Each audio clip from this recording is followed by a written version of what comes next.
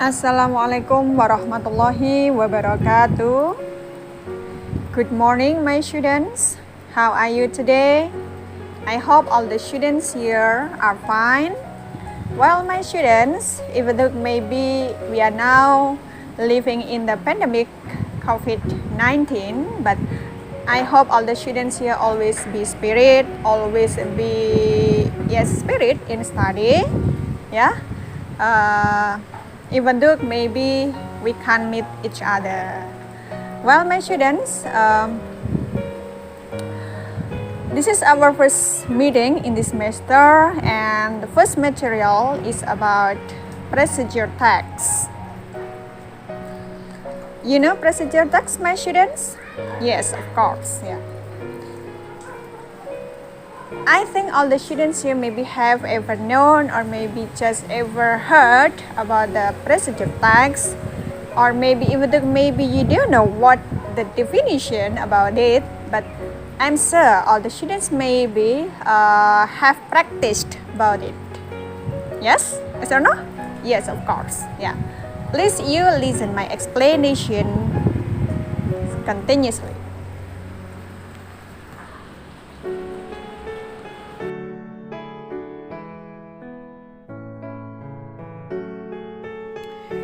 Now we are going to continue about the definition of procedure text. Yeah. On the video, my students, you can see that the definitions of procedure text is a text that tells the readers how to use instruction and how to do or make something. Yeah. So my students, yeah. Procedure text ya, every text that you find, jadi setiap teks yang kalian temukan, every text that you read, if in the text ya, you feel that the text tell you ya, you as the readers about how to use instruction, tentang bagaimana menggunakan sebuah instruksi, and how to do or make something, atau bagaimana melakukan atau membuat sesuatu. So my students, if you find or maybe read every text that you feel that the text tells to you about how to do or make something, here we call this as procedure text. Yes? Do you understand? Yeah, I think it is very easy for us to understand. And for the topic, my students, actually there are many topics that we can use to make procedure text, but because now we are living in the 4.0 industry, so the topic is about technology. Yeah, and I hope my students by studying the procedure text about the technology, we can learn more about how to use the technology, because this is very important for us ya, karena ini sangat-sangat penting sekali buat kita to start to develop our capability, especially you as the students ya, you should don't ever be gaptek, you know ya, jadi jangan pernah gaptek ya. So you should always try to use technology, try to make something.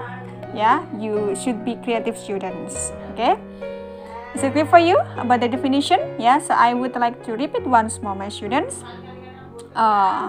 Every text that you read, every text that you find, if you feel that the text tell you about how to do or make something, yeah, we call the text is as procedure text. Okay, and the topic about the procedure text that we would like to study for this meeting is about technology.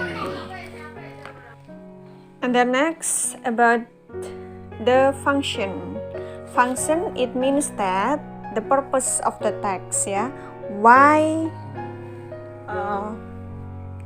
the text is written. Kenapa sebuah teks itu ditulis? This is the function, ya. The existence of the text itu adalah fungsi dari keberadaan sebuah teks. The purpose of the text, ya, maksud atau tujuan dari sebuah kepenulisan sebuah teks. And then in the video, my students, you can see that the function or the purpose of the procedure text is to describe something which is accomplished through a sequence of actions or steps. So the purpose is to describe. Describe is like a descriptive text. Yeah, describe is an action that is given the information in detail. Jadi describe itu adalah memberikan sebuah informasi secara rinci, secara detail, ya. Because this is procedure text, so this is give the information in detail.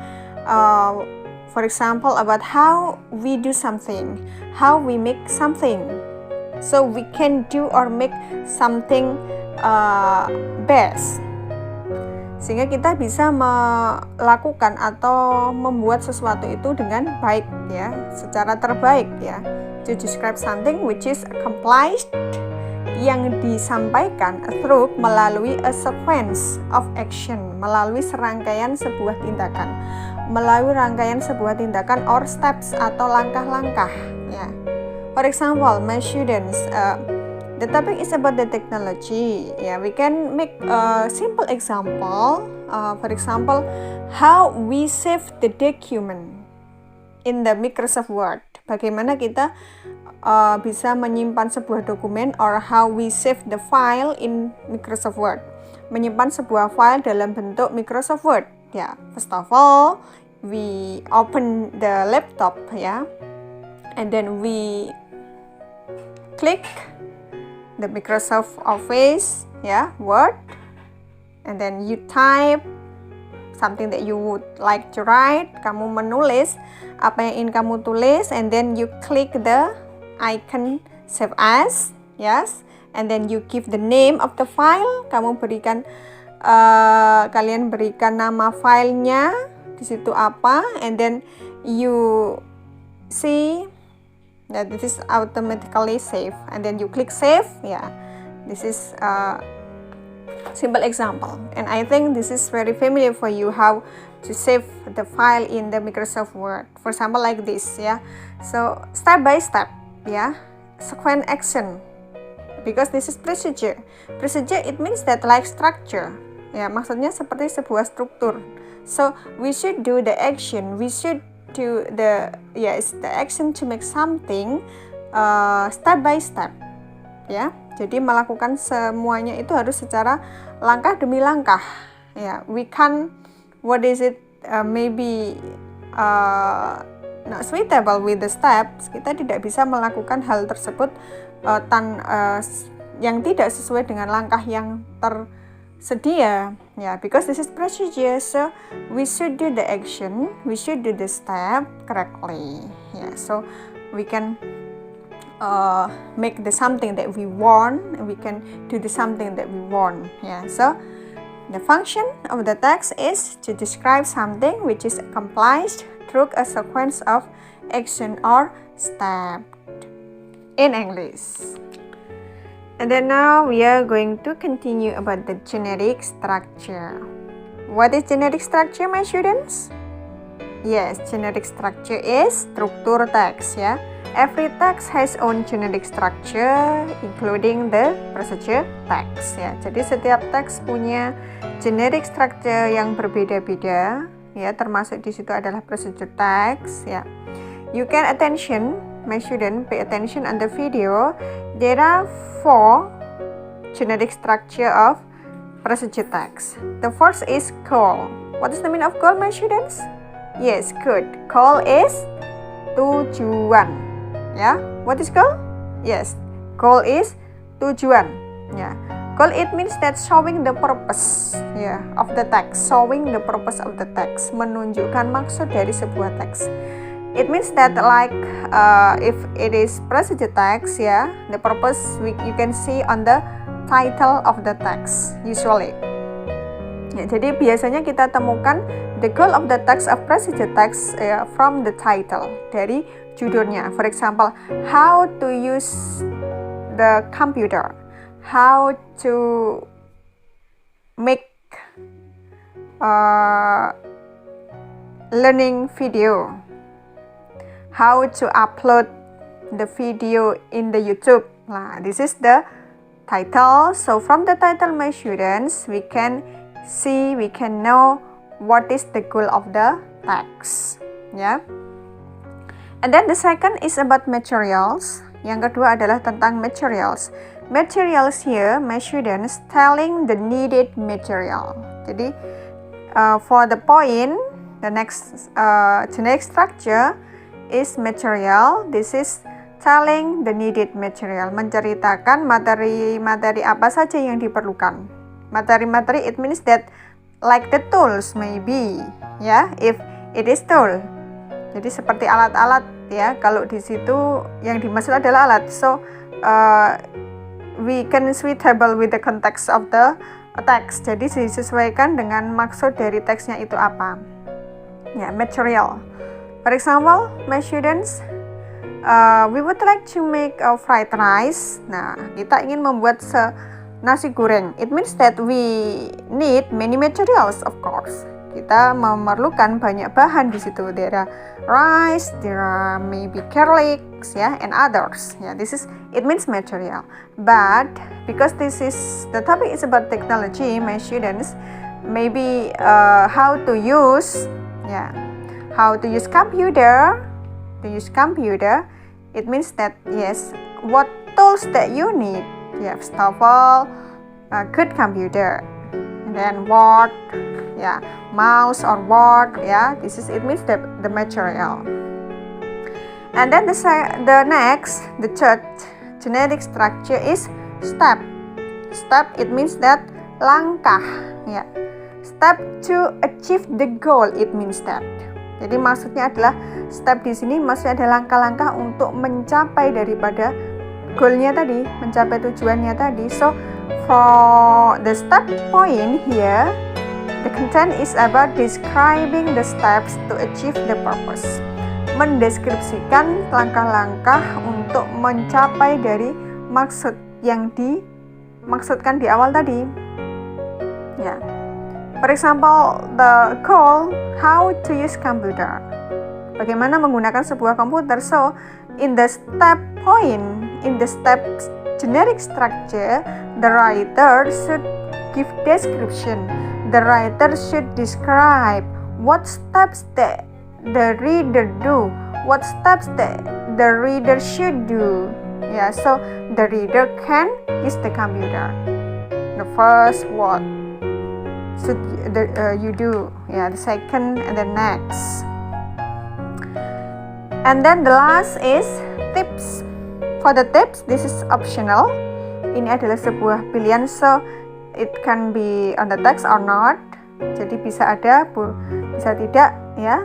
Depend on the writer. Ya, tips, it means that yes, maybe the writer hope that the reader can enjoy. Yeah, use computer, how to use computer maybe, yeah, like this. This is optional. Yeah, so actually there are 3 point of generic structure for the main. Jadi ada 3 yang utama. The first is goal, and then the second is material, the third is steps, and the last for the tips, this is optional. And please you remember, my students, because this is generic structure, karena ini adalah sebuah struktur teks, so ya should be structure, harus tersistem. Maksudnya tidak boleh diacak. Ya, if you mix, kalau diacak ya nanti gagal praktek ya. Ya. Please you remember goal, material, and steps. Now the last about procedure text about the language features. What is language features, my students? Yes, good. Language features is ciri-ciri kebahasaan. Ya, if we want to write the text, especially in English, my student, you should master the language features of the text. Jadi kalau misalkan kita ingin menulis sebuah teks, khususnya dalam bahasa Inggris ya, kita harus menguasai ciri kebahasaan apa saja yang digunakan di dalam teks tersebut ya. Because if we don't know the language features that used in the text ya, maybe we would like to do the false action kita akan, kalau misalkan tidak memahami ciri bahasa yang digunakan, unsur-unsur bahasa apa saja yang digunakan dalam penulisan teks tersebut, bisa jadi kita akan salah dalam menggunakan dalam menulisnya. Ya, for example, you know that my students, in the Indonesia and English, this is different grammatical, structure. Jadi dalam bahasa Indonesia dan bahasa Inggris tentunya kalian tahu bahwa terdapat perbedaan yang sangat mendasar terkait dengan grammatical bahasanya. Ya. Something that you should remember, my students, to write the sentence, we should know the tense. Ya, kita harus memahami waktu atau tenses. Tenses itu waktu, kapan terjadinya. Ya, this is the main point. Ya, so you should master the language features that used in every text, especially now in the language feature of procedure text. The first language features my student the tense. Jadi language feature pertama yang terkait dengan tenses. The tense that used in the procedure text, to write procedure text of course use present tense. Jadi tenses yang digunakan tentunya adalah present tense. Present tense here, my student, this is the basic tense, ya. Jadi present tense itu adalah tenses yang sangat dasar sekali. Jadi kalau misalkan from sofa here sampai di sini, maybe from you, my students, there is student don't master present tense, still don't know about present tense. I'm very sorry about it. I'm sorry to hear that. I'm sorry to know about that. Jadi kalau sofa sampai hari ini masih ada siswa yang tidak memahami, mengetahui, penggunaan tenses present tense, bagaimana rumus dalam kalimatnya, to be apa yang saja yang digunakan, saya sangat-sangat sorry about it. Saya sangat-sangat prihatin terkait dengan hal tersebut. Ya, silakan istighfar 3 kali. Mungkin yang belum menguasai, please you open again your book, my students. Silakan dibuka lagi buku catatan tenses present tense, because this is the basic tense that you should master. Ini adalah tenses dasar yang harus kalian kuasai, because present tense is very important tense, because it is always used, selalu digunakan, hampir selalu digunakan. And now we learn about procedure text. The tense that you write is present tense. Please you remember again, present tense how? The pattern in the sentence, subject and then plus verb 1. Don't forget, please you remember, subject plus verb 1, then the auxiliary verb that used is do or does. Do for subject I, you, they, we, you. Does for subject he, she, it, and then the to be is am, are. Please you open again, I don't explain again about it. And then the second is, what is it? The second, my students, in the video, you can see. The second is use imperative sentence, imperative sentence. What is imperative sentence? Imperative sentence is the sentence that shows about the instruction. Imperative sentence itu adalah sebuah sentence, sebuah kalimat yang menunjukkan instruction, menunjukkan sebuah instruksi. Command, perintah, it means that in Indonesia is like kalimat perintah, buka jendela tersebut, open the door, this is instruction. Close the window, this is instruction. So we call this as imperative sentence, Don't forget, my students, remember again how to write the imperative sentence, For example, close the door. Close the door. Close is verb 1, Always use verb 1. Always use verb 1. Don't forget, always use verb 1. Close is verb 1. The door. The door is object, So verb 1 plus object. There is no subject, because this is instruction. Instruction is the subject, is the person, in front of the what is it? The speaker. Jadi subjeknya sudah nyata bahwa orang yang ada di depan pembicara tersebut without mention, tanpa ditunjuk. Ya, close the door, please. Open the window, please, for example.